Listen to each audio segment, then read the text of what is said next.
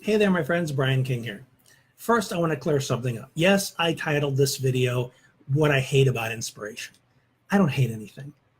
I can't imagine feeling that negatively towards anything. It's just nothing productive about it. But I wanted to use that word because it's important to catch your attention on this one, because this is a very important fact observation about something I see happening on social media that people get caught up on, and it's very detrimental to them. Using inspiration as a drug.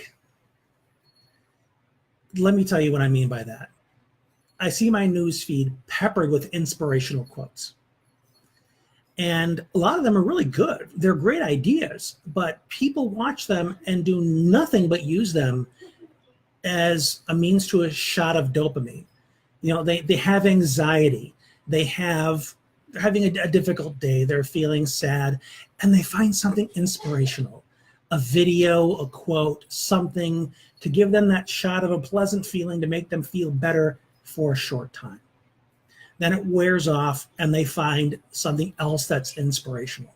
They talk about a movie they once saw and how inspirational it was. And one thing that really irks me, which is being directed towards me, is people say, "Bri, you're so inspirational." And all I'm doing is talking about how I live my life with my respective difficulties and how I live happily, fully anyway. But here's the problem. Inspiration can help you realize what it feels like to be at a different level emotionally.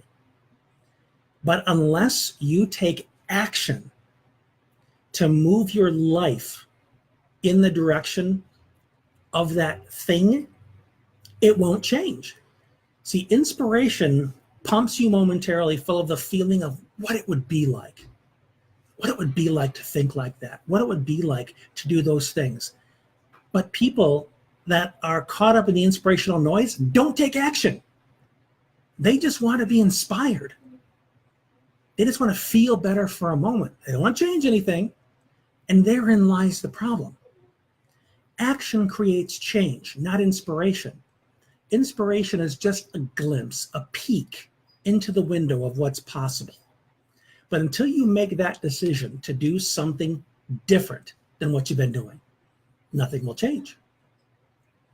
Or you find a way to discredit the possibility that's just been shown to you. You see something inspirational, and then you throw out that all-purpose nonsense of, well, easier said than done, or easy for you, or some other rationalization like that where, well, I'd do it if it didn't require any work. That's a lot of what easier said than done is. Oh, sounds too much like work. I don't think I want to do that. Well, fine. Consider, or rather continue teasing yourself with inspiration. Look for more quotes or things that uplift you for a moment, and do nothing new to change your circumstances. When I see that I am inspirational to someone, it kind of bugs me, because in some way I feel like that means I haven't done my job. Because what I want to impress upon people is the importance of action, not just feeling better because you watched a heartwarming video or heard of a heartwarming anecdote. You've got to do something different. So when you see something, when you hear something, a quote that just snaps you awake because it compels you to look at things differently, say, oh, that's so inspirational. Now I'm going to go back to my old pattern that makes me miserable, and I'm not going to do anything else. That is an opportunity that you've completely squandered. Whenever inspiration strikes you, let that be an indication to you that you would prefer whatever that inspired you towards, you would prefer that more than what you're currently experiencing. Then the next question is, what action must I take in order to move in that direction?